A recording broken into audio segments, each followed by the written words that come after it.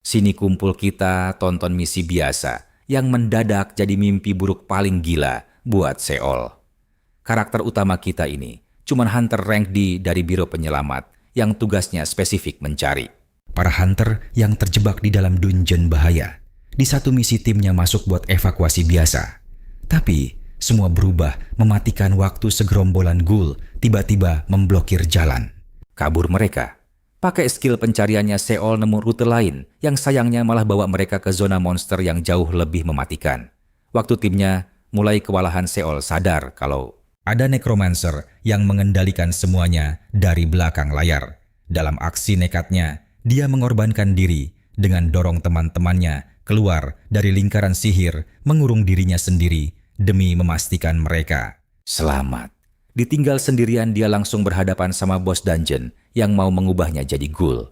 Di ambang kematian, Seol mengerahkan sisa tenaga buat cari jalan keluar dan malah nemu sebuah monumen misterius yang nawarin kelas tersembunyi bernama Arsitek Labirin. Karena nggak ada pilihan lagi, dia terima dan langsung dipindah ke labirin tutorial di mana dia sadar kalau dia baru saja mengalami reawakening langka dan harus bertahan hidup buat ambil kekuatan barunya.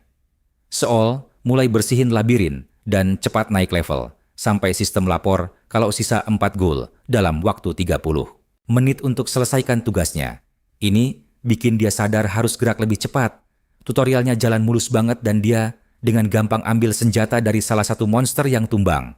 Setelah itu, dia pakai skill pemetaannya buat ngelacak dan habisin sebagian besar monster. Semuanya gampang banget dan Seol yakin dia bisa beres dalam batas waktu yang ditentukan. Tapi semuanya berubah total waktu monster raksasa mulai ngejar dia. Tapi dia tetap pede bisa menangani ini karena beda dari monster kroco yang gede ini jalan sendirian. Karena bakal makan lebih banyak waktu dan tenaga buat dikalahin, Seol mutusin buat habisin semua kroco dulu sebelum pakai sisa waktunya buat lawan bos raksasa ini. Sebelum dia lanjut berburu salah satu monster kecil malah. Nyamperin dia bikin semuanya makin gampang. Nah, perhatikan, baik-baik pas Seol mau habisin itu, monster raksasa tiba-tiba muncul bareng 3 ghoul sisa.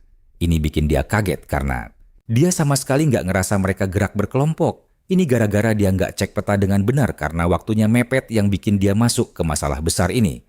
Sambil menenangkan diri buat merencanakan strategi selanjutnya, Seol sadar dia cuma bisa lawan 2 ghoul sekaligus. Jadi dia tumbangin satu dan mulai mikir. Tapi masalah utamanya dia dikepung, yang berarti jalan keluar terbaiknya adalah dengan menerobos mereka. Sayangnya setelah menghitung setiap pergerakan, layaknya bidak catur, dia cepat sadar kalau dia udah skakmat. Semangat Seol mulai goyah saat rasa mindernya karena cuma Rang de Kroco mulai menghantui pikirannya. Tapi waktu para monster melompat ke arahnya, dia nolak menyerah, peduli amat seberapa rugi posisinya. Dia ngingetin diri sendiri kalau ini cuman tutorial yang dibuat buat keuntungannya. Jadi dia teriak ke sistem suruh kerja yang benar dan bantu dia cari jalan keluar karena dia ogah mati jadi makanan ghoul.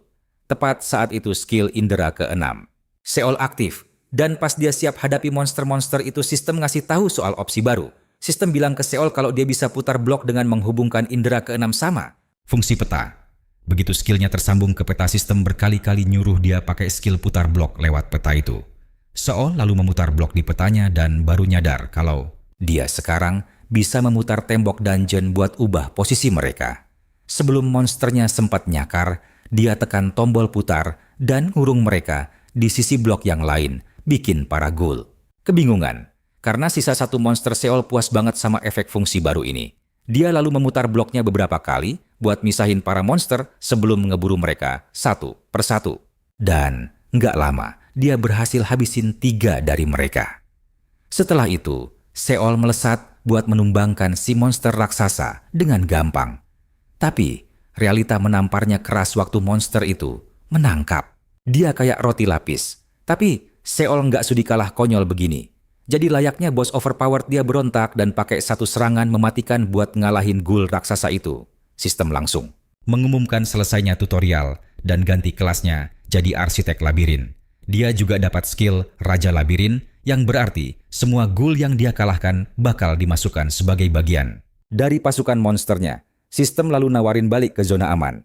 Sementara itu, tepat di luar dungeon Lehan, Masih maksa mau balik nolongin dia, tapi teman-temannya nahan karena mereka pikir Seol udah dimakan. Lagian gerbang dungeonnya udah hilang. Kalian pasti mikir dia bakal keluar dengan gaya epik kan? Malah nongol santai sambil makan es krim dan malah nawarin mereka es krim buat dinginin otak mereka. Yang error, Seol langsung absen pulang kerja dan pergi ke taman di mana dia memanggil bola sferis. Itu skill utama buat memenjarakan musuh ke dalam labirin dari luar.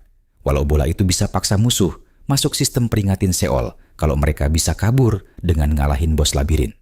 Selain itu dia juga tahu kalau musuh yang ngalahin bosnya bakal otomatis jadi lebih kuat. Seol mutusin buat nggak asal lempar musuh ke dalam tanpa mikir panjang dulu. Dia juga nyadar kalau bola sferis ini kasat mata buat orang lain jadi gampang banget dipakainya. Dia lalu putusin buat cari cara ngisi labirin sama monster yang lebih kuat karena bakal sangat berguna buat lawan musuh tangguh ke depannya. Tapi satu-satunya cara cuma dengan ngalahin monster di dalam dan paksa mereka tunduk pakai skill Raja Labirin. Jadi Seol tahu banget kalau ujung-ujungnya dia tetap harus lebih kuat buat hajar monster-monster ini sendiri. Pas lagi asyik mikir, anak tetangganya Yeonhee datang bawa sekeranjang apel dari ibunya. Seol lumayan kaget dikasih sebanyak itu, makanya dia nanya apa ini nggak apa-apa. Yeonhee meyakinkan kalau dia bisa ambil karena mereka selalu punya banyak sisa dari toko waktu mereka jalan. Pulang Seol nanya soal sekolah dan Yeonhee bilang baik-baik aja walau mukanya kelihatan gelisah. Tiba-tiba langkah mereka berhenti waktu dengar suara wanita bikin keributan di depan sebuah hotel. Wanita itu nangis-nangis memohon ke polisi biar dibolehin masuk karena putrinya masih terjebak di dalam hotel. Yeonhee mengamati hotelnya baik-baik dan bilang kalau tempat itu sama sekali nggak kelihatan. Kayak lagi kebakaran. Seol ngasih tahu itu namanya dungeon break yang terjadi kalau gerbang dibiarin kelamaan. Kalau udah begini monster di dalam bakal jebol keluar ke dunia nyata. Seol lalu titipin apel-apelnya dan janji bakal ambil pas dia balik. Yeonhee nanya kenapa dan dia ngejelasin kalau dia harus lakuin tugasnya sebagai hunter penyelamat. Tapi pas Seol mau lari masuk ke hotel seorang, polisi mencegatnya. Seol nunjukin kartu identitas buat ngebuktiin kalau dia dari Departemen Penyelamatan. Tapi polisinya nggak percaya, soalnya dia cuma sendirian. Seol coba ngejelasin kalau yang lain bakal segera datang, tapi pria itu tetap menahannya karena hotel itu penuh sesak sama kawanan goblin merah. Tapi Seol ngotot mau masuk sendirian, apalagi setelah dengar ada anak kecil yang terjebak di dalam. Si polisi terus coba bujuk dia tapi Seol menepisnya dengan santai karena dia tahu dia nggak sendirian. Pas masuk ke dalam Seol kecewa banget sama Guild Haneol. Karena mereka yang tanggung jawab bersihin gerbang di area ini. Nggak ada yang peduli sama bahaya sekitar karena mereka percaya guild bakal lakuin tugasnya. Tapi guild-guild ini meremehkan gerbang kecil karena kurang kasih cuan yang ujung-ujungnya bikin dungeon break dan pertumpahan darah. Begitu masuk ke hotel Seol, ngaktifin indera keenamnya dan langsung ngerasain posisi para goblin merah yang sembunyi di kegelapan. Dia mancing mereka keluar dan kayak kawanan lalat mereka muncul nyerang lurus ke arahnya. Seol langsung mengaktifkan bolanya, menyedot mereka semua ke dalam labirin. Dia ngelihatin mereka dari telapak tangannya layaknya bos besar. Kalian sepakat kan Seol yang dulu pasti udah mati kutu lawan mereka, tapi sebagai raja labirin yang perlu dia lakuin cuma santai sambil nonton monster labirinnya kerja rodi. Dari luar Seol ngelihat kroconya ngejar goblin merah bintang 1 yang tiba-tiba berhenti di ujung lorong. Walaupun goblin merah ini, sini kumpul kita bahas kelicikan ras goblin merah ini. Saat Ghoul itu mengira dia menang, si goblin licik malah tersenyum jahat karena rencananya berhasil. Tiba-tiba pasukan goblin lain muncul dari bayangan. Tapi sebelum mereka menerkam Seol, langsung memunculkan dinding tepat di wajah mereka, memberi jalan kabur buat si Ghoul. Seol lalu mengecek kondisi labirin dan sadar kalau para goblin curang ini sedang membantai pasukannya. Dia harus ekstra waspada karena terlalu banyak goblin merah masuk. Walau mereka licik, Seol tersenyum remeh. Mereka cuma bidak catur dan dialah sang pengendali permainan. Setelah itu, dia turun langsung dan sampai di lantai 17. Di sana dia akhirnya menemukan gadis kecil bernama Somi yang ketakutan. Seol menenangkannya. Saat mereka keluar, Somi bertanya, apa Seol mengalahkan semua monster itu sendirian? Seol mengiyakan saja walau sebenarnya para Ghoul yang bekerja keras. Ya hitung-hitung sama sajalah. Dia bersyukur sudah menarik para monster itu masuk ke dalam labirin. Karena kalau tidak monster berhidung tajam itu pasti sudah memangsa Somi. Tiba-tiba, sistem berbunyi nyaring. Peringatan merah, lebih dari 50% gul miliknya hancur total. Seol bergegas memasukkan Somi ke lift sendirian, beralasan dia harus membereskan sisa monster. Setelah gadis itu aman, dia mengecek bola pantau dan menemukan si pelaku utama. Raja Goblin Merah Monster itu membantai para ghoul sendirian. Seol awalnya ingin mengirim monster itu ke bos labirin, tapi dia langsung berubah pikiran seketika. Perhatikan baik-baik, kalau bos labirin sampai kalah urusannya bakal gawat. Jadi Seol nekat masuk untuk turun tangan langsung. Saat dia melangkah masuk, Seol kaget melihat tumpukan mayat ghoul di mana-mana. Dia langsung memutar beberapa blok peta labirin untuk menghentikan amukan sang raja, lalu memancingnya ke arahnya. Begitu Raja Goblin muncul, monster itu langsung menebas liar. Ingin mencabik Seol jadi dua. Tapi gila, Seol menghindari semuanya dengan santai tanpa berkeringat sedikit pun. Sambil menghindar, Seol bisa merasakan lonjakan gila pada fisik dan statusnya sejak kebangkitan kedua. Alasan utamanya turun langsung memang buat menguji kekuatan barunya ini. Melihat peningkatannya yang luar biasa, Seol makin percaya diri. Saat Raja Goblin terus menyerang membabi buta Seol, langsung menusukkan senjatanya tepat ke arah pergelangan tangan monster itu. Goblin itu meronta dan memukul Seol. Tapi Seol tetap kokoh dan malah berterima kasih karena pukulan itu memberinya jarak yang pas. Seol mulai mengejek si Goblin yang kini tangannya cacat permanen. Mundurnya Seol tadi sebenarnya adalah persiapan. Dia punya trik baru yang sangat gatal, ingin dia coba. Demi memancing si bos ke titik jebakan, Seol terus menghinanya sebagai monster lemah tak berguna.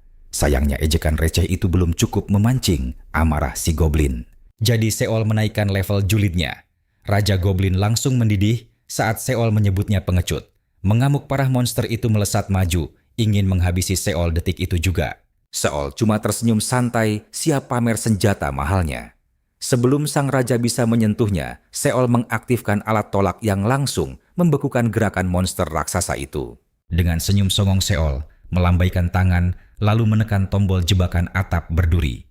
Jeleb sang raja langsung hancur berkeping-keping. Jebakan ini memakan biaya 20 gold, setara 2 juta won.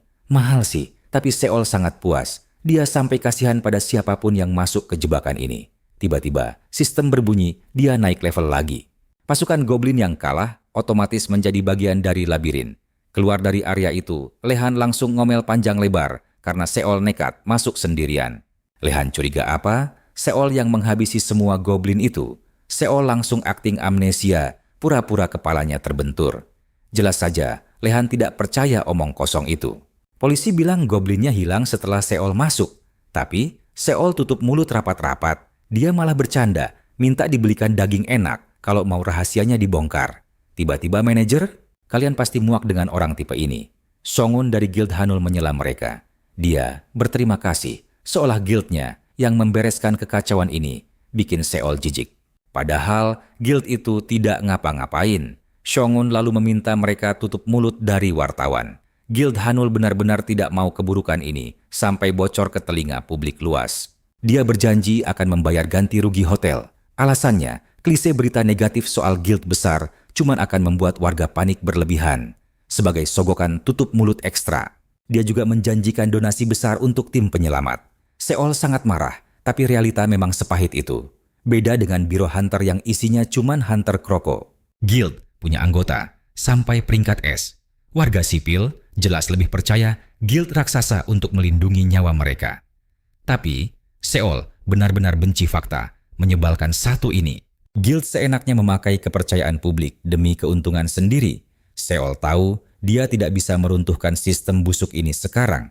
Tapi dia menolak menyerah begitu saja. Seol menepuk pundak pria itu keras-keras buat mengintimidasinya. Dengan senyum lelah, Seol setuju tutup mulut. Toh dia juga tidak mau jadi pusat perhatian publik nantinya. Dia tahu persis asosiasi hunter bakal menutupi kasus ini. Tapi tidak mungkin dia membiarkan Hanul lolos tanpa hukuman finansial. Jadi dengan tatapan tajam, dia langsung menodong sumbangan 10 miliar won Seol. Berniat memeras guild itu habis-habisan. Sambil mencengkeram pundak Songun, dia menantang apakah pria itu sanggup bayar. Songun kaget setengah mati, wajahnya pucat pasi ketakutan sampai mau ngompol. Setelah semua urusan kekacauan dungeon ini selesai, Seol dapat jatah libur 2 hari yang sangat berharga. Dia bersantai di taman. Bangga karena berhasil menyelamatkan semua orang tanpa korban jiwa, plus memeras duit miliaran dari guild sombong itu. Satu-satunya masalah sekarang hanyalah rekan kerjanya menatapnya dengan penuh rasa curiga. Wajar dia membantai rombongan goblin sendirian, tapi Seol memilih bungkam total demi menghindari drama panjang dan perhatian guild.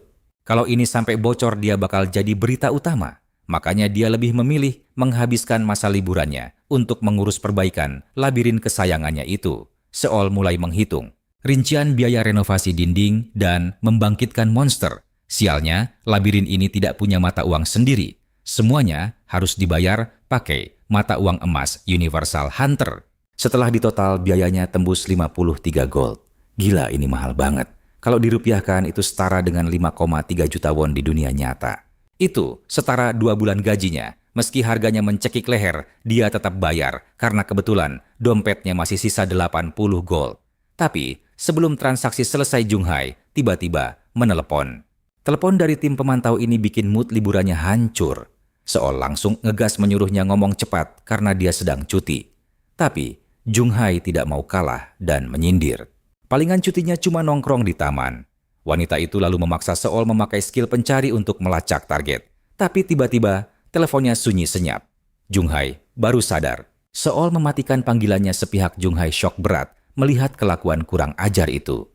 Sementara Seol santai saja, dia malah kembali sibuk memikirkan nasib keuangan labirinnya. Mending hemat gold daripada membangkitkan semua monster.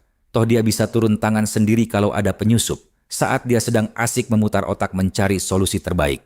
Sampai sini paham kan susahnya jadi karakter utama? HP Seol bunyi lagi. Dia membentak Jung Hai suruh lacak sendiri, tapi wanita itu malah memohon. Bakal dibantu nggak nih? Mari kita mulai kisah kocak ini. Jang Yi minta tolong diselamatkan Bak Putri, bahkan menawarinya daging sapi. Seol tentu ogah jadi pangeran berkuda putih, tapi tawaran daging itu lumayan menggiurkan. Untuk meyakinkannya, Jang Yi berjanji. Seol pasti setuju setelah mendengar nama target pencariannya. Seol lalu bertanya siapa orangnya dan Jang Yi mengungkap bahwa targetnya adalah Taisan. Mendengar nama legendaris itu, rasa penasaran Seol langsung memuncak. Mengingat reputasi gila Taisan, Seol sangat ingin bertemu dengannya, jadi dia langsung menerima misi Jang Yi. Tak lama kemudian Seol tiba di sebuah lokasi dan melihat sekumpulan kakek-kakek asik bermain catur Korea. Meski belum pernah bertemu Taisan, Seol berhasil melacak aura merah gelapnya yang super kuat sampai ke sana. Aura sepekat ini cuma dimiliki oleh Awakener kelas atas, jadi wajar saja keberadaannya sangat mencolok. Seol mengamatinya lebih dekat, sedikit ragu apakah kakek kurus kering dan biasa saja ini benar-benar Taisan yang legendaris itu. Tiba-tiba, rekan bermain catur si kakek memergoki Seol yang sedang melotot dan bertanya apakah dia bisa main catur Korea. Seol bilang dia lumayan bisa, jadi pria itu meminta saran untuk langkah selanjutnya. Seol mulai memberitahu si kakek langkah catur terbaiknya, tapi sebelum dia selesai bicara, insting bahayanya mendadak aktif saat Taisan melempar bidak catur mematikan ke arahnya. Seol dengan gesit menghindar membuat bidak itu menghancurkan pohon di belakangnya. Kakek-kakek lainnya langsung lari terbirit-birit. Sempat-sempatnya ada yang merekam kejadian gila ini. Taisan langsung memarahi Seol karena terlalu ikut campur. Tapi serangan mematikan barusan justru meyakinkan Seol. Kakek ini memang Taisan sang legenda yang sedang dia lacak. Taisan adalah satu dari 5 hunter peringkat S di Korea. Terkenal karena bisa mengubah benda apapun menjadi senjata mematikan. Sebelum Taisan bisa menyerang lagi, Jang Yi datang menyela pertarungan singkat mereka. Taisan bertanya apakah Seol dari Departemen Pemantau, tapi Seol mengaku sebagai pencari dari tim penyelamat. Taisan sedikit memuji kemampuannya namun menyebutnya sombong. Seol malah menerima pujian itu dengan bangga dan sangat percaya diri. Jang Yi memberitahu Taisan bahwa dia sudah mencarinya kemana-mana karena para kadet Departemen Pemantau sudah berkumpul untuk kuliahnya. Taisan setuju untuk ikut dan Jang Yi langsung bertanya kepada Seol bagaimana dia bisa menemukan orang yang bahkan gagal dilacak oleh seluruh Departemen Pemantau. Dengan gaya sombong andalannya, Seol bilang itu karena dia memang sangat hebat. Saat Seol bersiap pergi, Taisan malah menyuruhnya untuk ikut bersama mereka. Taesan ingin membuktikan apakah Seol benar-benar berbakat atau cuma besar mulut. Setibanya, di tempat perkumpulan kadet pemantau Taesan memberikan sedikit demonstrasi unjuk gigi di depan para penonton. Dia menjelaskan bahwa setiap Awakener punya batas kapasitas maksimal, artinya Hunter peringkat C selamanya akan terjebak di peringkat C. Tapi tunggu dulu, dia juga memberitahu bahwa sistem ini bisa sedikit diakali. Perhatikan baik-baik bagian ini. Taesan bilang, seni bela diri tidak diukur dengan angka jadi kalian bisa menembus batas lewat penguasaan senjata sejati. Saat Taesan sedang asik memompa semangat para penonton dengan pidato. Motivasinya Seol malah melamun karena dia cuma ingin pulang dan lanjut mempelajari labirinnya. Kocak. Tiba-tiba Taesan membentak seorang pria bernama Siu. Di sebelah Seol bertanya, sudah berapa lama dia menerima pelatihannya? Siu menjawab tegas bahwa dia sudah berlatih di bawah bimbingan Taesan selama 4 bulan. Usut punya usut, Siu ini adalah salah satu hunter peringkat B langka di Departemen Pemantau. Taesan memujinya atas bakatnya lalu bertanya apa syarat utama untuk memegang pedang. Dengan penuh tekad Siu menjawab bahwa kekuatan luar biasa dan pemahaman akan keahlian diri adalah syarat mutlak. Taesan terdiam sejenak sebelum akhirnya melempar pertanyaan tajam itu kepada Seol. Bukannya berpikir panjang, Seol dengan santai menjawab bahwa tekad untuk memegang senjatalah yang paling dibutuhkan. Sontak suara cibiran, penuh ejekan, meledak di kerumunan karena jawaban asal-asalannya itu. Semua orang jelas lebih menyukai jawaban keren milik Siu mereka, bahkan menyindir kalau Seol bukan bagian dari kadet Departemen Pemantau. Namun, Taesan langsung menegur Seol karena menjawab terlalu santai dan bertanya apakah dia benar-benar yakin dengan jawabannya. Seol membenarkan dan merasa kagum karena Taesan cukup tajam untuk membaca isi pikirannya. Taesan lalu menegur Seol atas sikapnya yang kelewat cuek, tapi mengejutkannya dia mengumumkan bahwa jawaban Seol adalah yang paling benar. Siu jelas tidak terima mendengarnya dan Seol sendiri malah kebingungan meski tetap berterima kasih.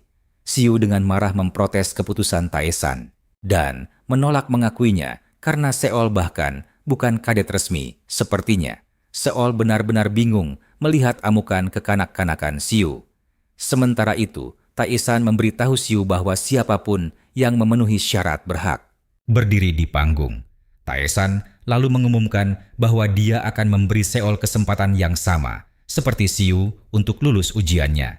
Mereka hanya perlu membuktikan kebenaran jawaban masing-masing Siu dengan semangat menerima tantangan itu. Tapi Seol malah langsung menolak mentah-mentah dasar. Namun Taesan menyuruhnya berpikir ulang, berjanji akan menjadikan siapapun yang lulus sebagai murid pribadinya.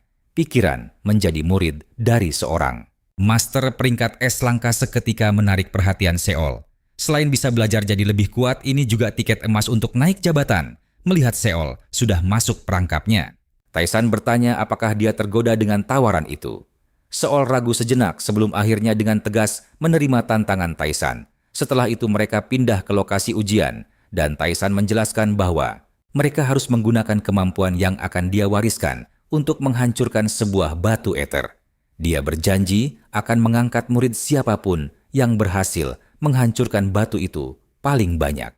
Tentu saja ini adalah tugas yang sangat gila karena batu eter itu langka dan cuma ada di kuil. Karena dilapisi energi sihir hanya Awakener super kuat yang bisa menghancurkannya. Seol pun mulai penasaran apa maksud Taesan tentang mewariskan kemampuan itu. Di sisi lain Siu yang berambisi menang mulai memprovokasi penonton demi dukungan. Semua orang bersorak untuk Siu, sementara Seol membulatkan tekad untuk mengambil kesempatan emas ini. Apapun yang terjadi, Taesan bersiap menurunkan keahliannya. Tapi dia memberi peringatan keras. Mereka otomatis gugur kalau tidak merasakan apa-apa. Saat Taesan mulai, kita sama-sama merasakan ngerinya adegan ini. Begitu keahliannya diturunkan, aura merah yang menakutkan menghantam mereka berdua. Sistem Seol langsung mendeteksi aura tersebut. Tapi sebelum dia bisa memahaminya, tekanan Taesan hampir merenggut napasnya. Tapi dia bertekad untuk bertahan sampai akhir demi mendapatkan kemampuan itu. Tepat saat kesadarannya hampir menghilang, ketenangan luar biasa menyelimuti Seol saat dia melihat wujud keahlian warisan Taesan. Sebuah tombak muncul di hadapannya dan sistem memberitahu bahwa dia sukses mendapatkan kemampuan pikiran tenang. Sistem juga mengkonfirmasi dia berhasil menguasai teknik tombak Raja Naga saat Taisan melihat ekspresi wajah. Kedua pria itu, dia memuji mereka karena memiliki bakat yang pas untuk menerima warisannya. Biasanya, orang lain tidak akan merasakan apa-apa atau malah pingsan sebelum bisa menerima kemampuan gila ini. Setelah itu dia bertanya, siapa yang mau maju duluan? Dan Siu langsung mengajukan diri. Siu bertekad membuat semua orang melongo agar Seol kena mental dan tidak berani menantangnya. Sambil bersiap mengayunkan pedangnya ke arah batu, Siu mengutuk Seol dalam hati, menuduhnya menyogok demi posisi ini. Dia sungguh tidak habis pikir bagaimana Hunter peringkat D ampas bisa bertahan dari warisan Taisan. Berambisi penuh untuk membuktikan kehebatannya, Siu mengerahkan seluruh kekuatan gedenya untuk menebas batu eter itu dengan pedang dan sukses memotong bongkahan besar. Para penonton langsung histeris melihat betapa gilanya kekuatan Siu. Mereka merasa bakatnya terbuang sia-sia di departemen pemantau. Taisan mencatat bahwa Siu telah menguasai teknik pedang Raja Naga. Selesai unjuk gigi, Siu langsung mengejek Seol, menyuruhnya sadar diri sebagai junior rendahan. Tapi Seol membalas telak ejekan itu, menyebutnya punya rasa minder parah karena selalu haus validasi. Savage abis. Sebelum aksi saling ejek ini makin liar, Taisan segera menyuruh kedua pria itu diam dan mengumumkan bahwa sekarang giliran Seol. Seol lalu maju ke depan, berpikir dia cuma membalas Siu karena nada bicaranya yang merendahkan. Meski tahu dia jelas kalah telak dari Siu dalam adu kekuatan murni, Seol tidak peduli sama sekali. Dia sangat yakin ini bukan soal otot, melainkan seberapa besar tekadmu. Ini adalah ujian pembuktian bahwa jawabannya benar, dan Taisan juga sudah mengkonfirmasinya tadi. Walau jawabannya terdengar sangat asal, Seol 100% yakin itu benar. Dia lalu berhenti sejenak untuk merenungkan mengapa jawabannya begitu tepat saat mengingat momen ketika Hunter penyelamat menyelamatkan nyawanya dulu. Seol akhirnya menemukan jawaban sejatinya, yaitu menjadi pahlawan hebat. Sepertinya sama seperti Hunter panutannya itu, Seol bergabung jadi Hunter penyelamat agar orang lain bisa merasakan harapan yang sama seperti. Kita bakal lihat ledakan gilanya di video selanjutnya. Untuk itu, dia harus melampaui batasnya. Dengan tekad menyala, Seol menyalurkan segalanya ke ujung tombak, mengaktifkan jurus, mematikan tombak penusuk jantung naga apinya. Ayo kita mulai. Dia melepaskan kobaran api raksasa yang langsung menghancurkan batu eter itu, membuat semua orang syok berat.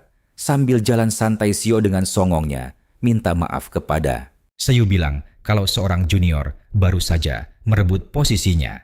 Tason memuji Sio karena berhasil mengeluarkan kekuatan asli senjatanya, karena hanya orang yang paham batasannya yang bisa begitu. Tason lalu mengumumkan bahwa Sio sekarang resmi jadi muridnya. Sio berterima kasih dengan senang hati, sementara penonton bersorak heboh.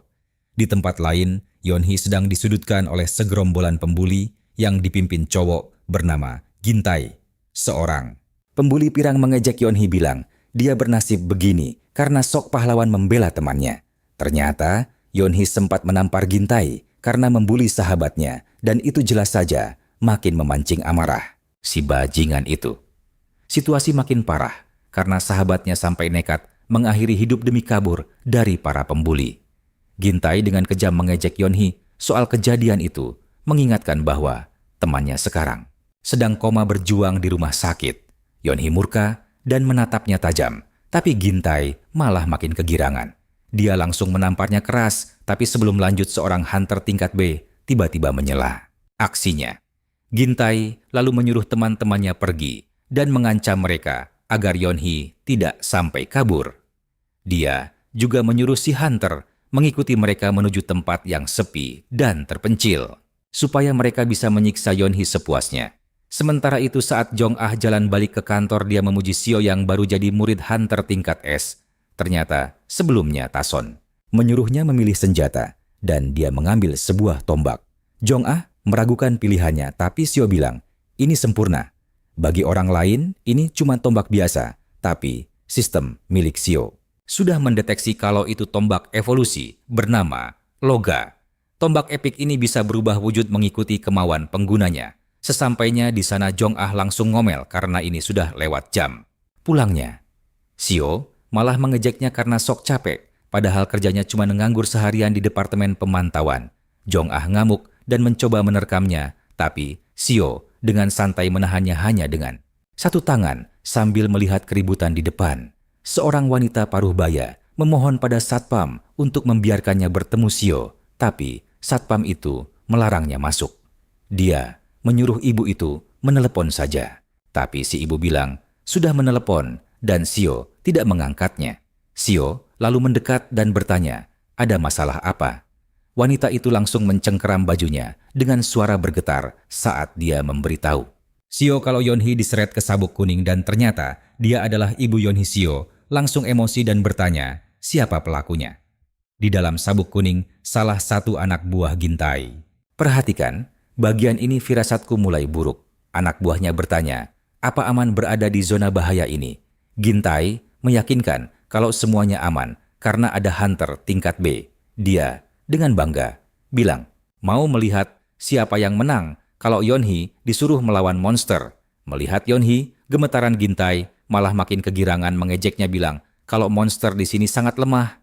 Benar-benar ketakutan Yeonhee. Langsung lari sekuat tenaga karena dia tahu Gintai cukup gila untuk mengumpankannya pada monster. Yeonhee terus berlari nekat mencari cara untuk kabur dari si psikopat ini.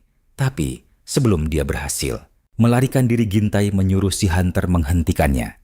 Hunter bajingan itu langsung menjegal Yeonhee sampai dia jatuh tersungkur.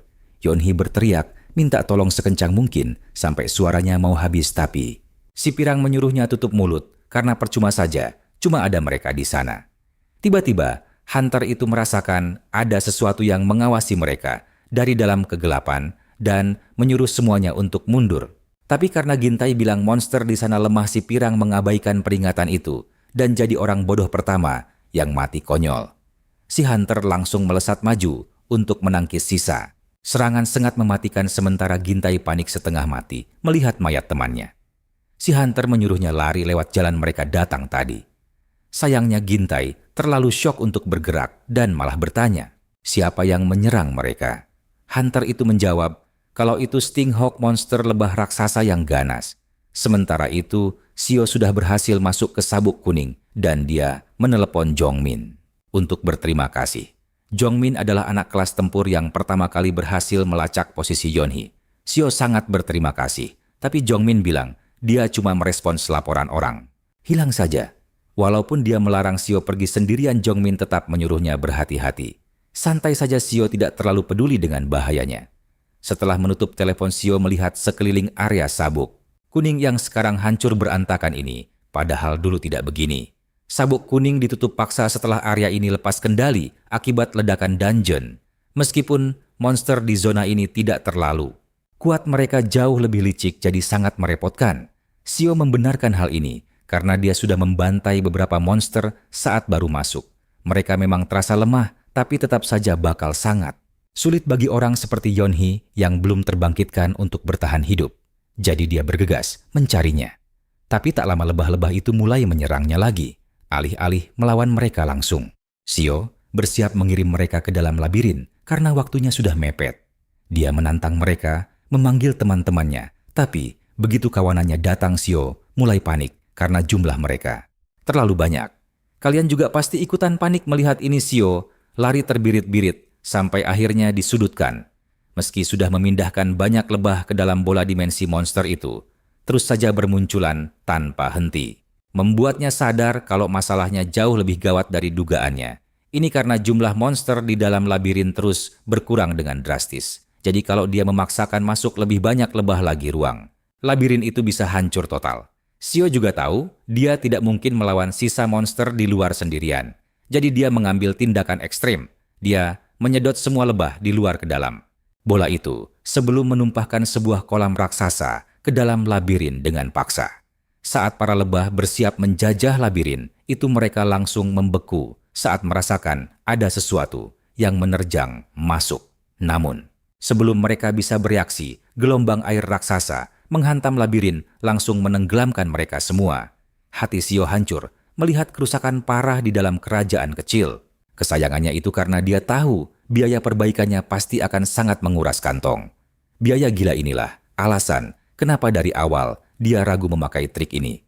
Untung saja cara ini sukses besar dan menyapu bersih semua lebah yang mengejarnya. Di tempat lain, kelompok Gintai masih sibuk lari menyelamatkan nyawa dan Gintai mulai hilang kesabaran dengan hunter tingkat B yang tak berguna itu. Si hunter beralasan kalau serangga itu terlalu banyak untuk dilawan sendirian, tapi itu malah bikin Gintai makin murka. Mereka sudah tersesat dan sekarang dia terjebak dengan hunter tingkat B pengecut. Sialnya lagi anak buah kedua Gintai yang bergaya aneh itu tiba-tiba mati tertusuk sengat lebah raksasa. Tepat di momen inilah, Gintai baru sadar kalau dia telah melakukan kesalahan fatal karena sok jago masuk ke sabuk kuning cuma demi kesenangan. Saat lebah mengepung, si hunter sibuk menahan serangan dari belakang, sementara Gintai banyak bacot menyuruhnya untuk melindungi bagian depan juga.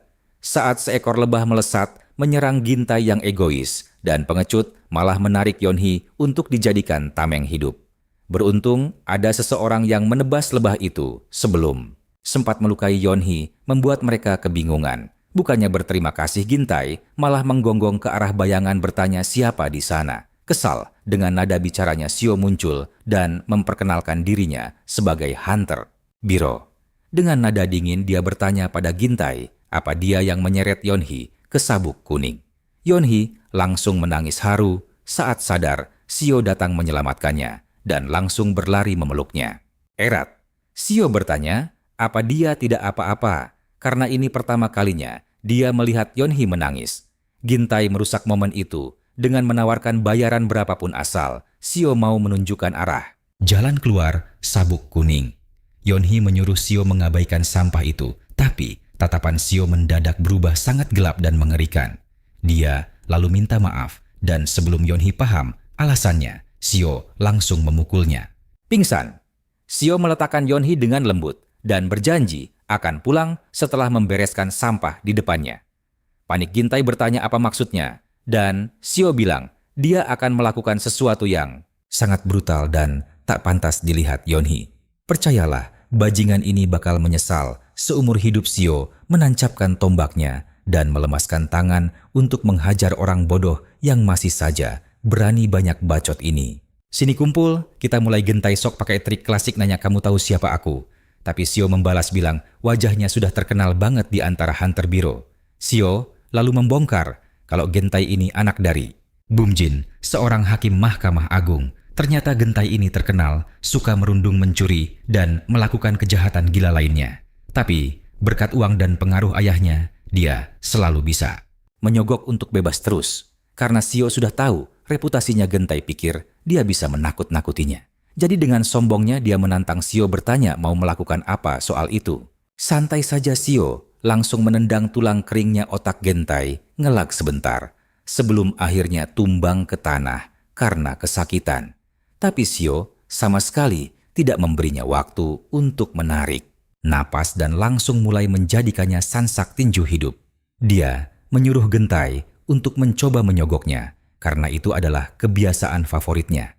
Shio menghajarnya beberapa kali lagi dengan keras, tapi sebelum bisa lanjut hunter itu ikut campur. Dia menyerang Shio, tapi Shio dengan cepat menghindar dan melepaskan. Gintai melihat sang pengawal sudah selesai mengurus semua lebah di area tersebut. Di saat yang sama Gintai kegirangan dan mulai banyak omong lagi karena dia sangat yakin hunter tidak bergunanya itu yang bahkan gagal melawan lebah lemah pasti bisa menghabisi seorang hunter Biro peringkat D biasa. Sialnya, Shio bergerak secepat kilat menghindari setiap serangan yang dilemparkan hunter itu. Di sisi lain, Shio sudah benar-benar kesal karena dia awalnya berencana membiarkan mereka pergi dengan peringatan. Tapi karena hunter ini mencoba membunuhnya, dia memutuskan untuk menghabisi mereka sekalian dan menganggapnya sebagai bela diri. Saat pertarungan berlanjut, Shio mengeluarkan semua kekuatan aslinya. Sampai hunter itu kebingungan karena hunter Biro seharusnya lemah. Tapi kekuatan Shio entah bagaimana terlihat jauh melampaui dirinya, membuat dia mempertanyakan semua yang dia ketahui tentang peringkat hunter. Pada satu titik dia bahkan mulai curiga Shio mungkin bukan hunter Biro, seperti pengakuannya. Meski begitu, hunter ini merasa bisa menang karena senjata Xiao cuma tombak. Perhatikan, baik-baik ini bagian paling seru. Dia mencoba memangkas jarak di antara mereka, yakin bisa menebas Xiao. Sayangnya, realita tidak seindah bayangannya karena tepat saat dia akhirnya Mendekat, Xiao menangkap tangannya seolah sudah menunggu dari tadi. Xiao langsung meninju wajahnya dengan telak, memberinya operasi plastik gratis yang seketika membuat hunter itu pingsan total. Gentai ketakutan melihat adegan itu dan panik memanggilnya untuk kembali melindunginya. Sayang sekali, baginya kesadaran sang hunter sudah pergi liburan panjang, membuat Gentai mulai mempertanyakan apakah dia itu hunter peringkat B jalur Ordal.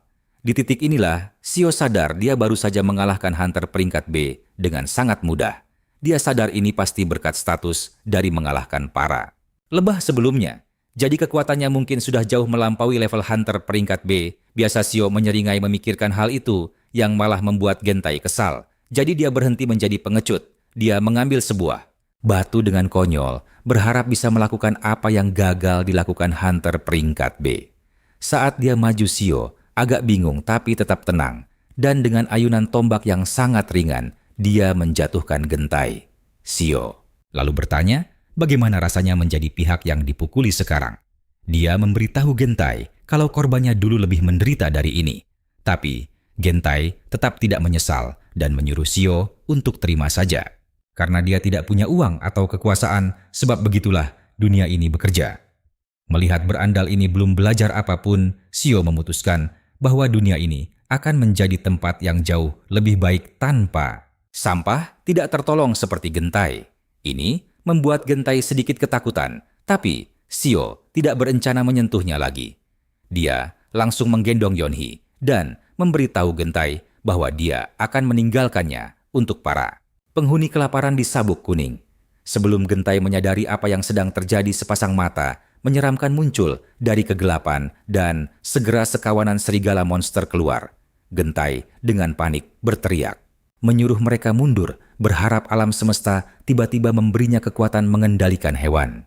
Tentu saja itu mustahil karena serigala itu langsung menerkamnya, sementara Xiao pergi diam-diam sambil menggendong Yonhee di dalam pelukannya. Setelah keluar dari Sabuk Kuning, Yonhee kembali bertemu keluarganya dengan penuh air mata haru. Jungmin memberitahu Xiao bahwa pejabat yang membantu Gentai masuk Sabuk Kuning kini telah ditangkap dan dipecat dari jabatan mereka di Departemen Atlet. Dia juga menebak kalau kota ini mungkin akan sedikit kacau untuk beberapa waktu ke depan. Dan benar saja, dugaannya insiden ini memicu kemarahan publik saat para pejabat dihukum keras. Bahkan ayah Gentai ikut terkena dampaknya dan terpaksa mundur dari jabatannya di Mahkamah Agung untuk bisa benar-benar menuntaskan masalah tersebut. Setelah insiden itu, Xiao menerima misi baru dari sistem untuk memburu Ratu Lebah di Sabuk Kuning dalam 30 hari. Jika sukses menyelesaikan misi ini, dia melihat hadiahnya adalah belati penyengat 100 emas dan jeli kerajaan tongkat ratu. Tapi, hukuman jika gagal adalah dia akan kehilangan 50% kekuatannya saat melawan monster tipe serangga. Kalian pasti ingat, Xiao sempat melihat sekilas Ratu Lebah itu saat keluar kan? Meskipun Xiao tahu ratu ini target yang sulit karena dilindungi seluruh pasukannya, Xiao justru sangat bersemangat dengan misi ini. Dia yakin ratu itu pasti sangat kuat karena para pekerjanya hampir menghancurkan labirinnya. Setelahnya Xiao memberitahu Lehan kalau dia pulang lebih awal karena ada urusan lain. Tapi saat Lehan bertanya apakah dokumennya sudah selesai, Xiao membeku sedetik sebelum langsung menghilang tanpa jejak. Karena dia punya waktu 1 bulan sebelum misi Ratu Lebah itu. Kedaluarsa Xiao merasa dia harus segera bersiap karena kawanan yang sebelumnya berkurang pasti akan memperluas wilayah mereka lagi. Xiao segera tiba di sebuah kuil di mana Taan memberitahunya bahwa dia terlambat dan menyuruhnya masuk karena dia berencana memulai latihan Xiao sekarang juga. Setelah masuk dan berganti seragam dojo, Xiao akhirnya mencerna fakta bahwa dia kini adalah murid resmi Taan. Tapi lelaki tua itu menyuruhnya jangan besar kepala karena masih ada 2 murid lain di atasnya. Ditambah lagi, porsi latihan gila yang akan dia jalani dijamin akan mencekik lehernya. Taan membawa Xiao ke ruang latihan, di mana dia bertemu salah satu murid senior Taan, Gunsu. Di ruangan itu tergeletak tulang rahang monster besi varian unik yang tidak ada Di tempat lain di dunia ini, dengan bekas luka pertempuran di punggungnya, Taan mengakui bahwa monster itu adalah makhluk pertama yang hampir mengirimnya ke akhirat. Taan berjalan ke tulang rahang itu dan memberitahu Sio bahwa ini akan menjadi tugas pertamanya.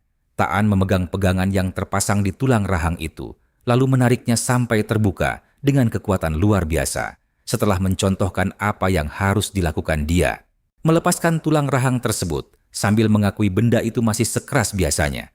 Gunsu bertepuk tangan untuk gurunya memujinya karena selalu luar biasa seperti biasa. Di saat yang sama, Sio benar-benar Takjub melihat otot pria itu yang luar biasa kekar. Taan lalu menyuruh Sio mencoba apa yang baru saja dia lakukan dan Sio setuju. Dia mendekati tulang rahang itu, berpikir karena sekarang kekuatannya di atas peringkat B.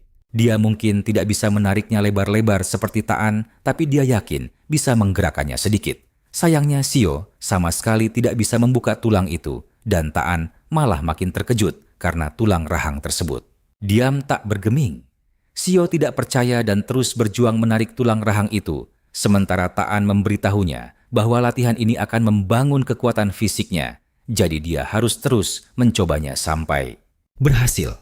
Saat Taan pergi, dia berpesan bahwa tidak akan ada tahap berikutnya sampai Sio bisa membuka rahang itu.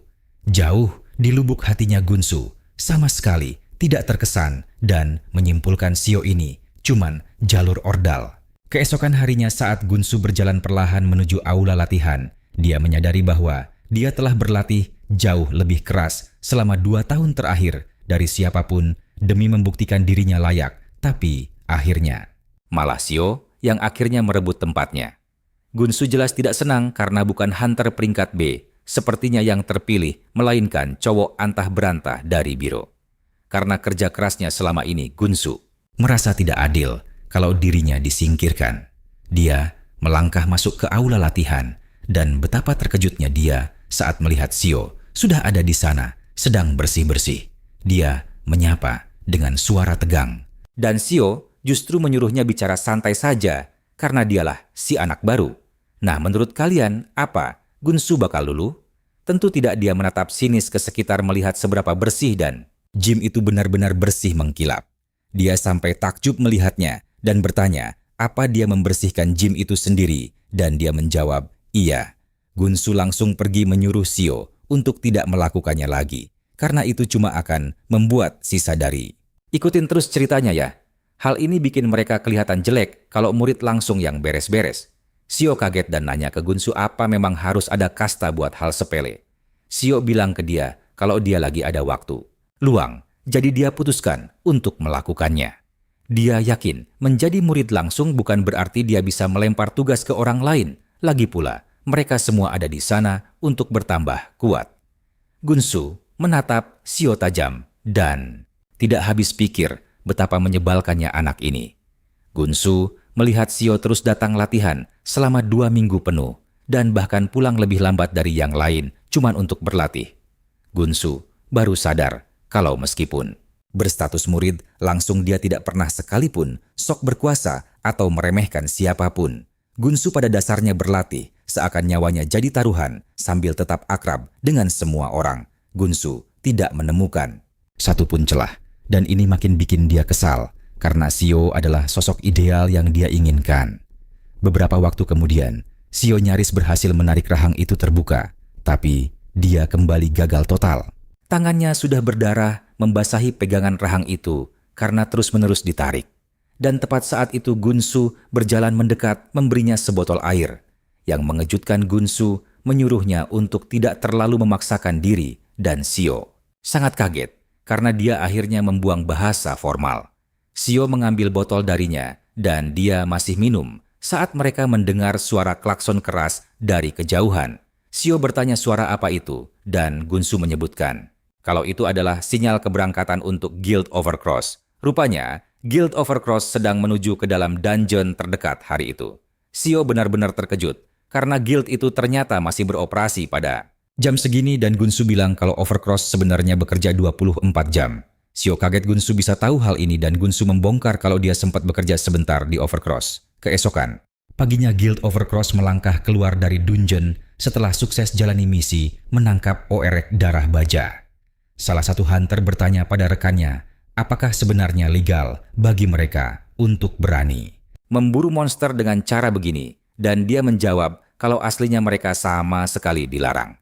Namun orc yang baru saja mereka tangkap bisa laku setidaknya 12 miliar won di pasar gelap. Dia memberitahunya kalau gaji mereka dibayar pakai barang semacam ini. Salah satu dari mereka memegang kalung orc itu, dan saat si orc melihatnya monster itu langsung mengamuk gila. Dua idiot ini malah mulai mengejek kalung itu dan bahkan memutuskan untuk membuangnya. Tapi ini justru bikin Ors itu makin brutal.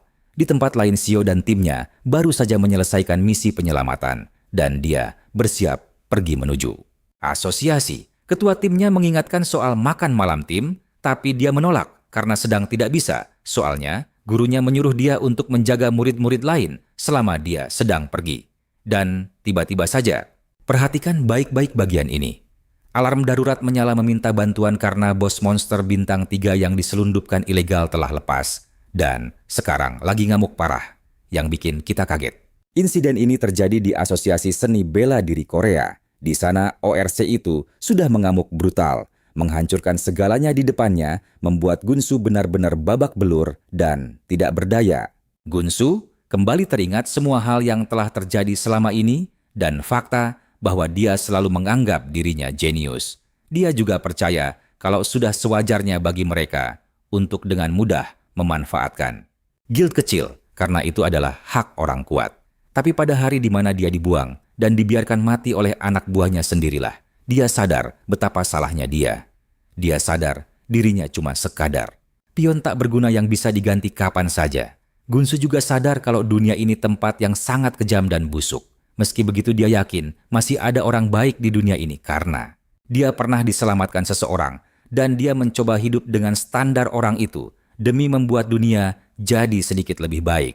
Gunsu kembali bangkit berdiri, alih-alih menyerah pasrah di hadapan orc itu dan dia berteriak padanya bilang kalau semua yang dia alami telah mendorongnya untuk bertahan hidup selama 2 tahun di lubang neraka itu. Gunsu menodongkan pisaunya ke arah orc meskipun sangat sulit baginya bergerak.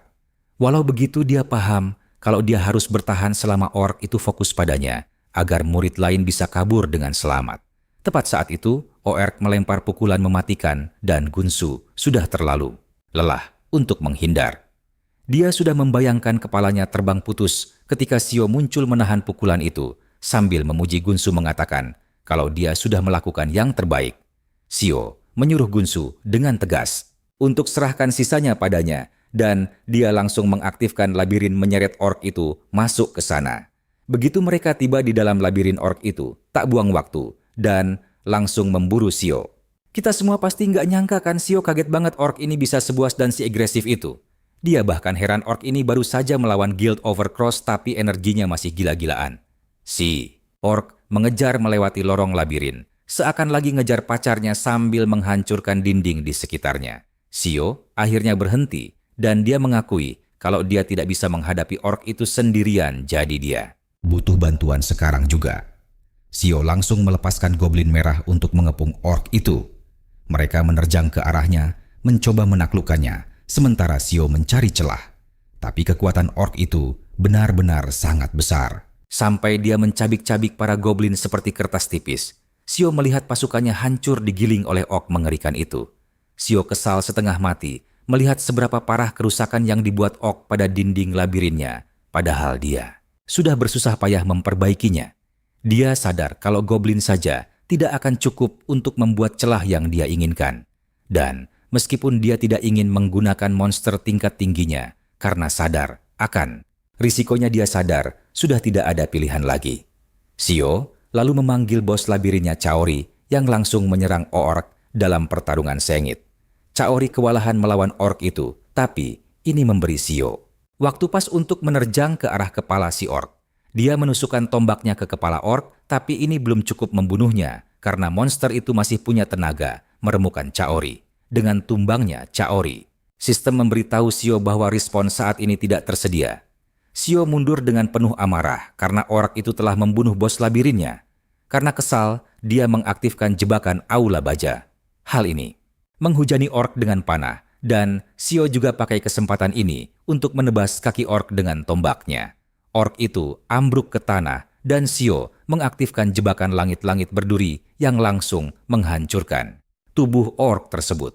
Monster itu pipih, dan Sio memuji kecerdasannya sendiri karena dia sengaja menumpuk semua jebakan di area itu kalau si orc mau berulah.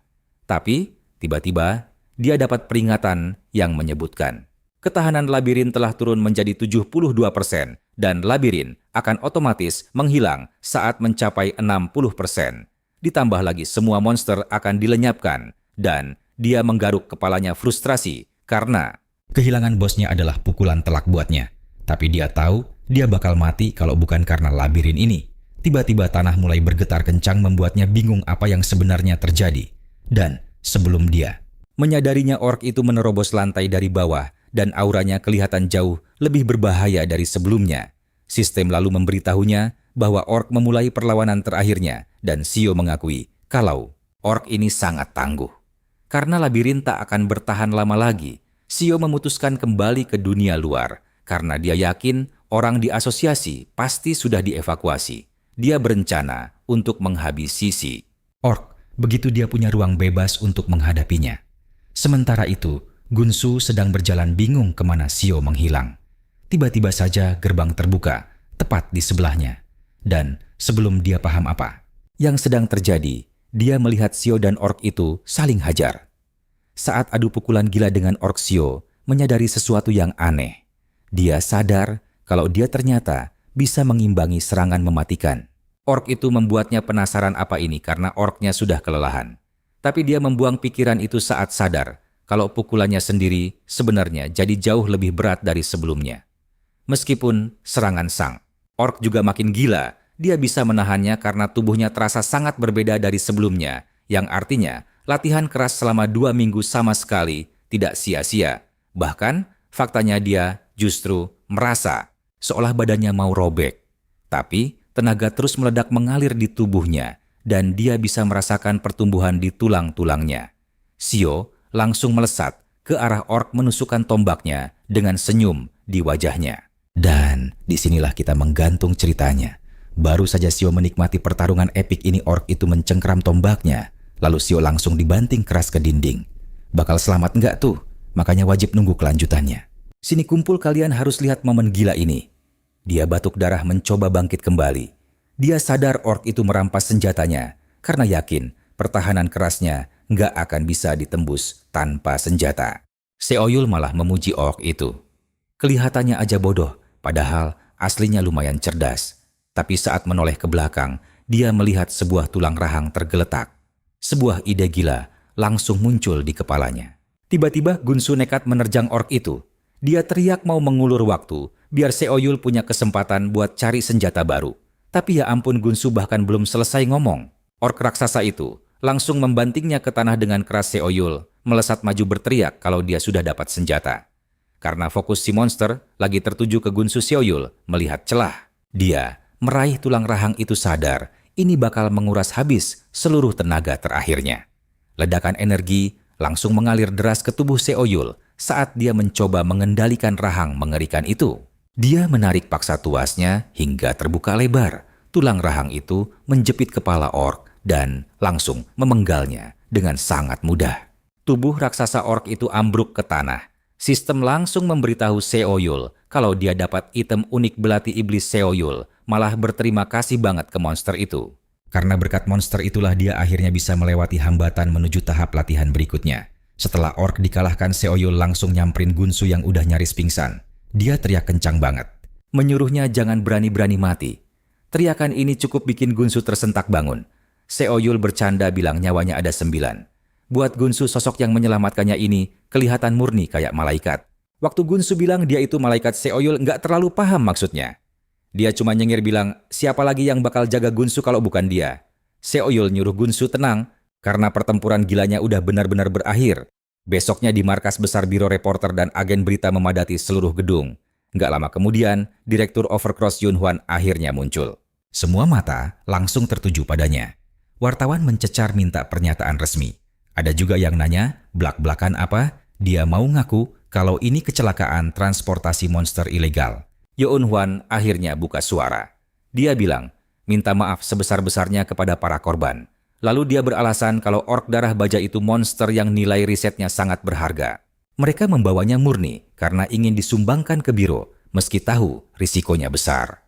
Yoon Hwan lalu bilang ke wartawan kalau dia menolak memberikan komentar lebih jauh lagi. Sambil meyakinkan publik kalau dia bakal kooperatif penuh sama investigasi Departemen Pengawas. Tiba-tiba seorang reporter melihat sosok Seo-yul di belakang sana dan memanggil semua orang. Sekarang, perhatikan baik-baik suasananya, bakal makin panas. Wartawan langsung mengerubunginya. Mereka menuntut komentarnya bertanya-tanya, gimana ceritanya Hunter Rank D sepertinya bisa menumbangkan ork sekuat itu. Tapi, sebelum dia sempat buka suara, ketua timnya langsung menyeretnya pergi beralasan kalau mereka masih banyak kerjaan. Tiba-tiba ada satu reporter bikin komentar nyinyir soal biro yang nggak ngasih respons pantas. Dia lanjut ngoceh kalau biro itu tugasnya mengawasi guild besar biar insiden begini nggak terjadi.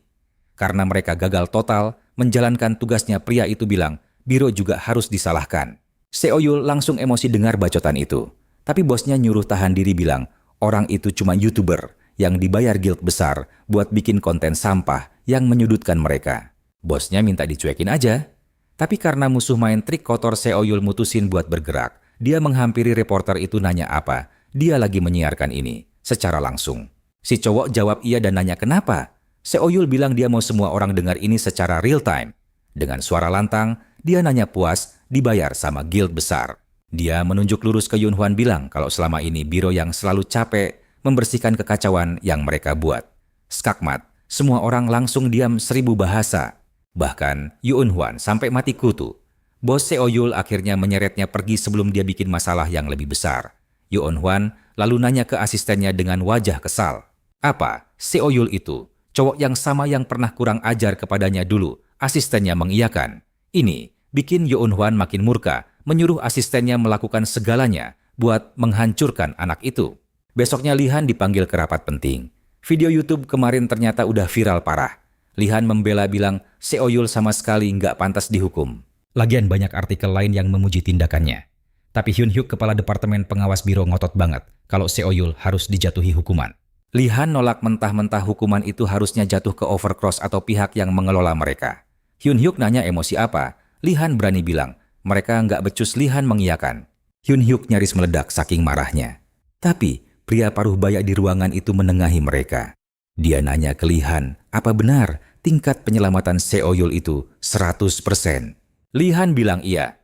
Karena itu pria tersebut menyebut Seo-yul bakat berharga yang nggak boleh hilang. Meski bergantung pada guild besar biro, tetap harus menjaga harga diri mereka.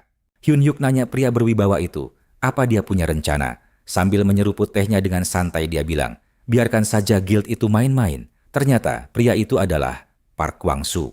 Kalian dan aku pasti penasaran apa niatnya. Seo-yul dapat panggilan dan menuju kantor direktur biro itu. Begitu masuk, Kwang-soo langsung menyuruhnya duduk manis. Katanya ada hal penting yang mau didiskusikan. Kwang-soo menyeduh teh buat mereka. Habis menyuguhkannya dia nanya gimana rasanya. Seo-yul malah iseng menggoda si orang tua ini. Bilang tehnya terlalu enak bapak, mending buka kafe aja. Kwang-soo senang dengarnya. Dia lalu nanya kira-kira kalau ujian ulang Seo-yul bakal dapat rank apa sekarang. Seo-yul jawab santai, nggak bisa bilang pasti, tapi jelas bukan rank lamanya. Kwang-soo setuju, menyebut pencapaiannya akhir-akhir ini sangat mustahil buat seorang rank D. Tapi Kwang-soo memberitahu kalau posisi mereka juga lagi sulit sekarang.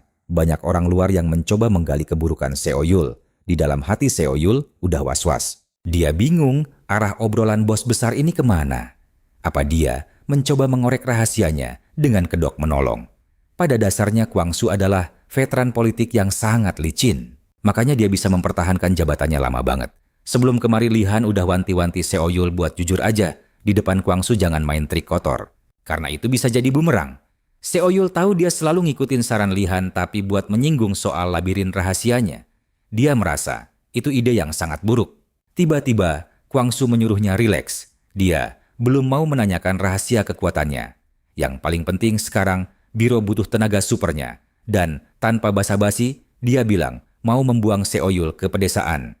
Di waktu yang sama, Yoon Hwan baru saja bebas setelah diberitahu investigasinya kelar. Yoon Hwan berterima kasih ke perantaranya Siwoo. Dia lalu nanya pendapat Siwoo tentang Seo Yul. Siwoo bilang dia nggak tahu karena mereka beda departemen. Siwoo malah nanya balik, kenapa bosnya peduli banget sama pekerja penyelamat biasa. Yoon Hwan langsung ngamuk keras. Membalas kalau Seo Yul itu hama yang bikin sarafnya naik darah. Siwoo lalu nanya ke Yoon Hwan apa, karena kebencian pribadi itu dia memutuskan untuk menyingkirkannya. Membuangnya jauh ke desa Yoon Hwan, menyuruh Siwoo tutup mulut beralasan dia cuma butuh refleksi diri. Pas lagi ngobrol gitu Seo Yul tiba-tiba muncul di belakang mereka. Nanya apa mereka berdua akrab. Yoon Hwan sok asik menyinggung soal kabar mutasi ke desa. Sambil mengorek telinga santai Seo Yul membalas kalau dia udah tahu meski pengumuman resminya belum keluar. Kalian dan aku tahu persis arahnya kemana. Seo Yul mengejek balik nanya apa. Pria itu diam-diam menguntitnya. Dia menyuruh Yoon Hwan santai aja toh ini cuma tugas 6 bulan. Yoon Hwan lanjut mengolok-oloknya. Mari kita mulai. Kalian bakal lihat MC kita santai banget. Dia dengar biro cuma mengirim kepala departemen jadi ini jelas bukan mutasi biasa. Sementara itu, Jun Hwan masih saja ngoceh tidak jelas saat Seo menyela. Dia bilang, mata-mata Jun Hwan pun belum tahu berita besarnya. Awalnya Seo ingin menunggu sebelum mengumumkannya ke semua orang, tapi akhirnya dia memutuskan untuk buka mulut. Dia mengungkapkan kalau hari itu dia resmi naik pangkat dari kelas 8 langsung ke kelas 6. Lompatan ganda ini membuatnya menjadi perwira senior. Jun Hwan dan kawanannya langsung kaget. Setengah mati Seo dengan santai meledek Jun Hwan yang wajahnya terlihat kesal dengan promosi tersebut. Sambil menahan gengsi Jun Hwan, bilang dia ikut senang, tapi dia juga sengaja menyindir. Apakah biro sekarang asal kasih promosi ke orang yang tidak kompeten? Seo membalas santai bilang kalau biro hanya ingin mempertahankan orang berbakat. Dia juga tahu persis kalau Jun Hwan cuma marah karena rencananya gagal total. Ucapan ini memancing emosi Jun Hwan. Dia melepaskan auranya untuk mengintimidasi. Tapi Seo membalas ancaman itu tanpa ragu. Orang lain terpaksa turun tangan dan menyuruh Jun Hwan untuk segera pergi. Jun Hwan akhirnya minta maaf dengan alasan sedang tidak fokus dan langsung berbalik. Saat dia melangkah, pergi Seo menahannya sebentar untuk memberikan satu nasihat tajam. Seo menegaskan kalau mencoba menghancurkannya lewat mutasi lokasi adalah kesalahan besar. Kemanapun mereka membuangnya, tugasnya sebagai pemburu penyelamat tidak akan pernah berubah. Seo mengatakan itu dengan sangat percaya diri, lalu pergi sementara Jun Hwan akhirnya meledak dan meninju tembok dengan sangat keras. Mundur sedikit, ternyata saat rapat dengan Direktur Kwangsu beliau sudah menyuruh Seo agar tidak perlu mengkhawatirkan mutasi ini. Sang direktur menjelaskan kalau dari luar ini memang terlihat seperti penurunan pangkat atau pengasingan, tapi sebenarnya cuma tugas dinas 6 bulan. Masalahnya, Seo wajib menunjukkan hasil nyata selama di sana untuk mencegah orang luar ikut campur. Di tengah percakapan itu Kwangsu sadar kalau Seo malah melamun dan langsung memanggilnya. Seo buru-buru minta maaf dan mengucapkan terima kasih karena sang direktur sudah memperhatikannya. Tapi dia mengajukan satu permintaan gila. Karena dia akan dibuang ke daerah terpencil, dia minta direktur mengirimnya ke tempat yang benar-benar sangat butuh bantuannya. Kalian pasti mikir hal yang sama kan? Kwangsu sampai kaget luar biasa dengar permintaan itu. Di saat seperti ini, dia akhirnya harus mengakui kalau MCE kita memang benar-benar berbeda. Tak lama rekan-rekannya yang lain mendengar kabar kalau dia naik jadi perwira senior dan mereka semua syok berat. Mereka langsung bertanya ke Lee Han dan dia menjawab santai kalau dia sudah tahu karena posisinya sebagai kepala departemen. Mereka panik dan bertanya bagaimana cara menangani misi penyelamatan tanpa Seo. Lee Han dengan tenang menyuruh mereka bekerja seperti biasa.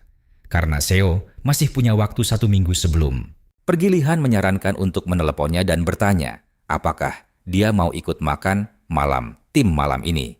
Si rambut kuning akhirnya mencoba peruntungannya dan langsung menelepon nomor Seo. Mengejutkan panggilannya langsung diangkat. Tapi Seo bilang dia sedang sibuk mengurus sesuatu sekarang. Saat ditanya apa yang sedang dia kerjakan, Seo menjawab santai kalau dia sedang membersihkan sarang lebah. Ternyata Seo sudah masuk ke dalam dungeon untuk menyelesaikan misi sistemnya. Waktunya tinggal 72 jam lagi. Kalau gagal, efektivitas pertarungannya melawan monster tipe serangga bakal dikurangi secara drastis, sampai 50%. Setelah menutup telepon, Seo menatap sarang ratu dan menyadari kalau monster itu melepaskan pasukan dalam jumlah gila-gilaan. Tapi jujur saja, dia sama sekali tidak merasa panik. Selama dia masih bisa bergerak bebas, Seo langsung melesat maju dengan satu target utama, membunuh sang ratu. Tiba-tiba, jalannya dipotong oleh sekawanan monster serangga memaksanya untuk langsung bertarung. Mati-matian, dia sadar sang ratu sudah menyiapkan banyak monster yang diam-diam menyergapnya. Pasukan serangga ini menembakkan sengat tajam mereka bak peluru mematikan, tapi karena serangan itu menguras banyak energi ratu. Biasanya ratu tidak akan langsung memakai taktik ini. Seo curiga monster itu memang sudah menyiapkannya dari awal. Apapun itu, dia tidak punya waktu untuk dibuang, karena kalau kelamaan dia pasti bakal mati dikepung. Tapi sebelum itu terjadi, Seo langsung membuka domain labirinnya. Dia menyedot semua monster serangga itu agar bisa dibantai pakai jebakan di dalam sana. Dengan trik labirin yang terbuka, dia yakin bisa mencapai sarang dengan mudah. Tapi tiba-tiba, kawanan serangga itu merubah pola serangan. Seo bingung melihatnya dan menebak kalau mereka sengaja bermanuver aneh untuk menghindari isapan bola hitam labirinnya. Mereka terbang sangat rendah, jelas mencoba kabur dari daya tarik kuat itu. Melihat semua taktik cerdik yang dilakukan monster-monster ini, perhatikan, bagian ini Seo sadar. Ratu monster terus mengawasinya, tapi bukannya marah. Kalian pasti tahu dia malah merasa terhormat karena monster itu memeras otak kecilnya cuma buat membunuh Seo. Tentu saja Seo punya rencananya sendiri. Karena dia belum bisa memunculkan monster labirinnya, tidak ada pilihan lain selain masuk sendiri ke sana. Dia berencana menarik sebanyak mungkin musuh ke dalam sebelum kabur secepat kilat. Begitu dia mendapat jalur langsung ke arah ratu, dia meledeknya dan menyuruhnya keluar dari persembunyian. Tiba-tiba, dia menyadari kalau feromon sang ratu mulai bereaksi dengan sangat gila. Ini pertanda buruk. Dia curiga ratu sedang memanggil seluruh sisa pasukannya. Jadi, untuk cari aman, Seo langsung mengaktifkan indera keenamnya. Beruntung banget buat MC kita. Dia mengaktifkan skill itu di detik yang sangat tepat untuk menghindari serangan fatal. Ternyata sang ratu baru saja memanggil prajurit tempur elit yang diciptakannya. Binatang buas ini adalah senjata pamungkas paling mematikan. Monster ini dikenal sebagai Winglash. Kemunculan Winglash memaksa Seo untuk putar balik dan langsung lari sejauh mungkin. Dia akhirnya sadar seberapa putus asanya ratu serangga itu untuk menghentikannya sampai rela menciptakan monster gila ini. Seo lalu berlari ke arah bola hitam labirin untuk menjebak Winglash agar ratu kembali tanpa pelindung. Sesuai rencananya, bola itu langsung mencengkeram kuat si Winglash. Saat daya tarik labirin mencoba menelan monster itu, Seo langsung mengincar sang ratu yang kini tak berdaya. Tapi tiba-tiba dia menyadari Winglash kembali menerjang ke arahnya dengan brutal. Seo berhasil berbalik tepat waktu menahan serangan ganas itu. Monster tersebut menghantamnya ke tanah. Di momen gila inilah Seo menyadari kalau Winglash sengaja merobek lengannya sendiri cuma demi lolos dari isapan labirin hitam. Saat Winglash menindihnya di tanah, sang ratu malah asik memberikan dukungan dari belakang. Sadar betapa keras kepalanya mereka, Seo akhirnya menarik keduanya masuk ke dalam labirin. Meski rencananya sedikit meleset, dia tidak panik karena dua monster itu kini terperangkap di wilayahnya. Seo meledek dan menyuruh mereka diam saja kalau masih sayang nyawa. Saat dia baru mau menjelaskan alasannya, dia langsung sadar kalau dia ngobrol sama monster yang jujur saja membuatnya terlihat seperti orang gila. Seo lalu membuka inventarisnya untuk mengaktifkan jebakan mematikan miliknya. Hujan baja. Tiba-tiba ratusan anak panah melesat dari depan, tapi Winglash menangkis, semuanya menggunakan sayapnya. Seo cukup terkesan karena dia akhirnya paham kenapa monster ini dinamakan Winglash. Sayangnya monster itu belum sepenuhnya aman. Anak panah Seo tidak cuma menyerang dari satu arah. Sebelum si monster sadar, tubuhnya langsung terkoyak hancur dari belakang oleh gelombang panah. Mematikan Seo lalu mengingatkan sang ratu. Dia sudah bilang kalau semua usahanya bakal sia-sia sejak mereka masuk ke wilayahnya. Domain ini sudah penuh dengan jebakan yang dia siapkan khusus untuk membantai monster sepertinya. Kini setelah senjata pamungkasnya hancur, tinggal mereka berdua yang tersisa. Seo bersiap mengeksekusi ratu, tapi dia sadar kalau pelindung monster itu terlalu keras dan bisa menangkis tombaknya, jadi percuma saja membuang waktu menyerang dari depan. Dia langsung mengubah arah untuk mencari titik lemah di mana dia bisa menghancurkan ratu itu. Sialnya, sang ratu masih bisa memblokir serangannya dan memukul mundur Seo. Dia benar-benar terkejut melihat ratu ini mati-matian menolak untuk mati. Meskipun sisa waktu misinya masih 3 hari, dia tetap bertekad untuk membereskannya sekarang juga. Dan kalian tahu kan kalau dia sampai mundur cuma karena waktunya masih banyak, itu sama saja lari dari pertarungan. Tentu saja MCE kita tidak akan lari. Seo langsung mengaktifkan jebakan lantai yang menghancurkan kaki ratu. Dia bersiap memberikan serangan pamungkas dengan jurus bela dirinya. Ini akan jadi momen epik. Pertamanya, memakai. Ayo kita saksikan aksinya. Dia tidak peduli karena targetnya itu sang ratu. Mumpung ratunya benar-benar terbuka dan tidak bisa bergerak sama sekali, Soul langsung maju cepat memakai jurus teratai merah yang meledakkan energi raksasa sampai membuat lubang besar di tubuh sang ratu. Ratu akhirnya tumbang. Soul langsung mendapat pesan selamat dari sistem karena berhasil mengalahkan sang ratu. Setelah itu, So cuman bisa ngos-ngosan parah karena energinya terkuras habis untuk jurus tadi. Tangannya sampai kena luka bakar parah. Sambil melihat tangannya dia sadar kalau selama ini dia masih terlalu lemah. Tapi dia juga yakin kalau sekarang sudah bukan waktunya untuk kabur lagi. Sistem tiba-tiba memberitahu kalau hadiah misinya sudah masuk ke inventaris. So langsung buka inventaris untuk mengecek hadiahnya. Dan dia baru sadar kalau dia mendapat sengat beracun, sebuah barang langka. Efek uniknya itu bisa membuat monster bintang 2 ke bawah langsung lumpuh total. Tapi sayang, efek racun ini akan turun drastis banget kalau dipakai untuk melawan monster bintang 3 ke atas. Shula berpikir barang ini lumayan berguna untuk kondisi tertentu. Tapi ada hadiah lain yang bikin Sole lebih penasaran. Hadiah keduanya ternyata adalah jeli royal milik ratu, dan ini juga barang langka banget. Cuman bisa dimakan sekali dan efeknya bisa meningkatkan sensitivitas mana secara gila-gilaan walau ada efek sampingnya. So langsung ingat kalau memasang jebakan itu menguras banyak mana, jadi wajar saja kalau dia butuh menambah kapasitas mananya. Perhatikan baik-baik bagian ini kawan. So langsung menelan habis jeli royal itu dan ledakan mana yang padat langsung menyebar di tubuhnya. Aliran mananya terlalu buas dan mau meledak keluar, tapi Sio tidak sudi membiarkan itu terjadi setelah susah payah mendapatkannya. Jadi, So mulai putar otak dan sadar kalau dia harus mengatur aliran mana lewat pernapasannya sekuat mungkin untuk memaksa pembuluh darahnya menerima energi itu. Lewat cara gila ini, Sole berhasil menjinakkan badai mana di tubuhnya dan sistem langsung memberinya ucapan selamat karena tubuhnya berevolusi menjadi fisik mekar persik ribuan jiwa yang langka. Seo sadar semua indranya makin tajam dan dia puas banget karena ini semua cuma dari sepotong jeli royal. Sio mengecek statusnya dan kaget melihat kekuatannya naik drastis. Shul senang bukan main karena hasil dari mempertaruhkan nyawanya akhirnya terbayar lunas. Tapi tunggu, dia baru ingat soal efek sampingnya. Alih-alih pusing mencari tahu apa efeknya, Shu masa bodoh dan memilih untuk mengabaikannya. Niatnya sih mau memikirkannya. nanti saja karena acara utamanya baru saja mau dimulai, yaitu proses penggabungan monster labirin Shoil. Sadar kalau sekarang cuma sisa beberapa goblin merah di labirin dan segila apapun kekuatannya sekarang, dia tetap tidak bisa melawan monster tertentu sendirian. Makanya dia butuh pasukan baru. Dia mulai mengumpulkan telur dan tiba-tiba sistem memberitahu kalau sarang lebah itu dihitung sebagai satu kesatuan. Kalian pasti memikirkan hal yang sama kan, Yup? Makin gila. Sistem menyarankan dia memasang danau kebusukan jebakan baru dari hadiah mengalahkan ratu.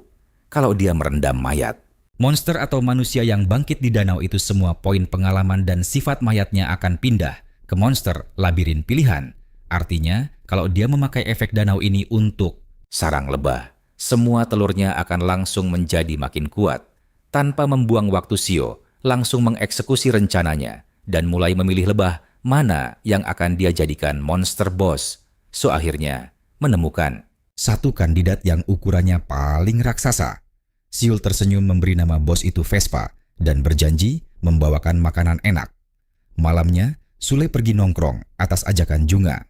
Tapi Nyatanya Seo sama rekan kerjanya malah sampai duluan sebelum cewek itu.